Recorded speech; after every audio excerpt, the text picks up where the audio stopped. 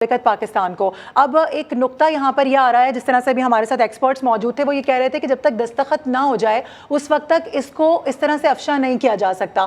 तो मुझे काइंडली ये बताइएगा कि ये आप लोगों ने जिस तरह से कर दिया और अभी तक दस्तखत नहीं हुए हैं, इसकी क्या वजह आप दे सकते हैं? देखिए, जो प्राइम मिनिस्टर ने एडवाइस जो है वो प्रेसिडेंट को भेजी है, वो कोई सीक्रेट कम्युनिकेशन नहीं है।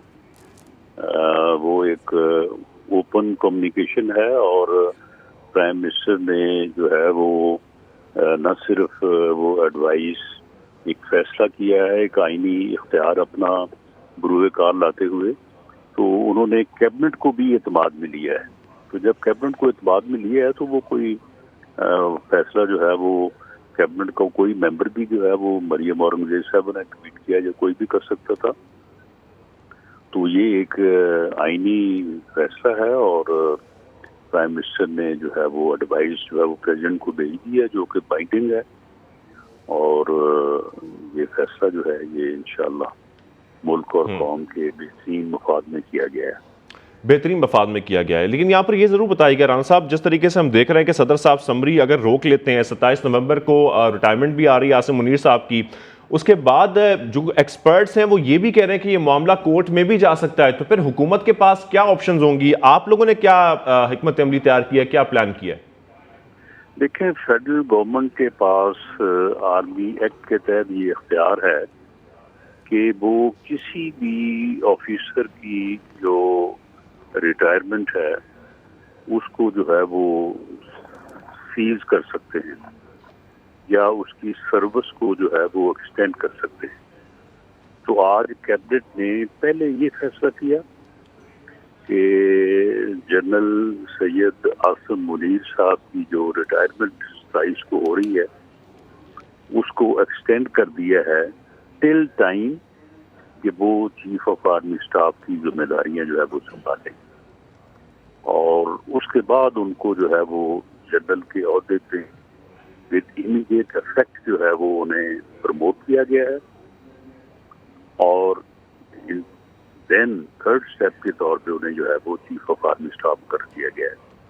तो इसलिए जो उनकी सर्विस है वो उस वक्त तक जबकि वो जो है वो अपनी जिम्मेदारियां बतौर चीफ ऑफ आर्मी स्टाफ संभाल नहीं लेते, उस वक्त तक वो सर्विस जो है उसको तहफ़्फ़ुज़ हासिल हो गया है। ठीक। अच्छा राना साहब, अगर किसी किस्म की कोई हर्डल्स नहीं आती हैं और दस्तखत हो जाते हैं तो कानून क्या कहता है, इस पूरे प्रोसेस में कितना वक्त दरकार हो सकता है? देखिए, इसमें ये एक एग्जीक्यूटिव डिसीजन है, इसमें कोई वक्त मुकत वाली बात तो है नहीं। ये तो जैसे ही जो है वो समरी प्रेसिडेंट हाउस से देयर एंड देन जो है वो एक फॉर्मेलिटी है, क्योंकि प्रेसिडेंट के पास इस एडवाइस पे अमल करने के अलावा कोई और चारा इख्तियार नहीं है। He has to act, he shall act on the advice of the Prime Minister in this matter. इसमें वो 10 मिनट में भी कर सकते हैं और इसमें वो डिले भी कर सकते हैं। डिले जो है वो क्योंकि एक ये इंतहाई अहमियत का फैसला है, तो इसमें डिले जो है वो नहीं होनी चाहिए। लेकिन ये फैसला जो है ये आईनी तौर पे प्रोगेटिव था प्राइम मिनिस्टर का, और ये फैसला हो चुका है। ये फैसला तब्दील नहीं हो सकता। ये फैसला तब्दील नहीं हो सकता। अच्छा, जिस तरीके से हम इमरान खान साहब का बयान भी देख रहे हैं और वो ये कह रहे हैं कि सदर मुझसे मशवरा करेंगे और उसके बाद हम इस फैसले के साथ खेलेंगे, ये खेलने से क्या मुराद है इमरान खान साहब की? देखिए, वो तो अमेरिका के साथ जो है वो खेलते हैं, वो आइन के साथ भी खेलते हैं, वो साइफर के साथ भी खेलते हैं। उनका तो काम है कि हर चीज को जो है उन्होंने जो है वो यानी खिलौना बनाया हुआ है, और मेरा ख्याल है कि खेलते खेलते बिल आखिर जब अपने आप से खेल जाएंगे। लेकिन खासतौर पर राना साहब, इस वक्त अगर मुल्क के हालात देखें ओवरऑल, तो ऐसे में आप नहीं समझते ये पूरा मामला बहुत स्मूथली होना ज़रूरी है, और ऐसे में अगर खेला जाता है जैसे कि इमरान खान साहब कह रहे हैं, तो इसका नुकसान मुल्क और कौम का होगा? देखिए, फौज एक बहुत मुनज़्ज़म अदारा है اور یہ سارا جو عمل ہے یہ بڑا جو ہے وہ ڈگنیفائڈ ہے، باقاعدہ جو ہے وہ جو اس کا طریقہ کار ہے، روایت ہے، لا ہے، کانسٹیٹیوشنل تقاضے ہیں، اس کے مطابق یہ عمل جو ہے یہ تکمیل کو پہنچا ہے۔ اور اس میں ایکسٹرا جو ہے وہ پرائم منسٹر نے جو ہے وہ ان دی وٹنس آف کیبنٹ جو ہے وہ اپنی ایڈوائس پہ سائن کیے اور کیبنٹ کو بھی انہوں نے اعتماد میں لیا، حالانکہ قانون اور رولز کے مطابق وہ خود سے جو ہے وہ کر سکتے تھے، انہوں نے کیا فیصلہ۔ صحیح۔ تو یہ بڑا ڈگنیفائڈ پروسیس ہے اور یہ ادارے یہ جو ہے وہ بہت نیک شگون ثابت ہوگا۔ تو اب اس میں اگر کوئی اس قسم کی کوئی ذاتی حرکت کا مرتکب ہوتا ہے تو میں سمجھتا ہوں کہ یہ پھر وہ اپنے لیے جو ہے وہ مشکلات اور اپنے لیے ہی جو ہے وہ ڈسگریسمنٹ کریٹ کرے گا، اس سے ادارے کو اور ملک کو تو انشاءاللہ کوئی نقصان۔ اچھا طلعت حسین صاحب، ہم کچھ سوال کرنا چاہ رہے ہیں رانا صاحب آپ سے۔ جی طلعت صاحب۔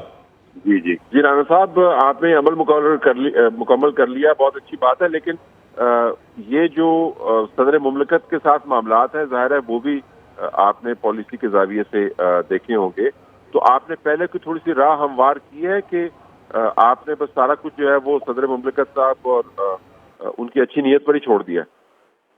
دیکھیں، اس سے پہلے آپ کے علم میں ہوگا کہ ان سے اسحاق ڈار صاحب نے ملاقات کی تھی، اور اس کے بعد پریزیڈنٹ صاحب نے نہ صرف انہیں بلکہ بعد میں ان کا ایک اپنا بیان جو ہے وہ ریکارڈ پہ موجود ہے کہ وہ نہ تو ایسا کر سکتے ہیں، نہ ایسا کرنے کی انہیں آئین اور قانون اجازت دیتا ہے، اور وہ جو ایڈوائز بھیجیں گے وزیر اعظم اس کے اوپر عمل کریں گے۔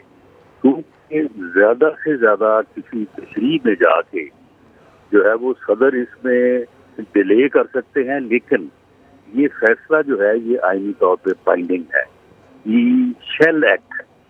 تو فیصلہ تو اب ہو چکا ہے، تو جب فیصلہ ہو چکا ہے تو اس کو کسی ہیلے بہانے یا کسی منہ شگافی کے طور پہ جو ہے اس کو ڈیلے کرنا جو ہے وہ تو ملک اور ادارے کے مفاد میں جو ہے وہ نہیں ہوگا۔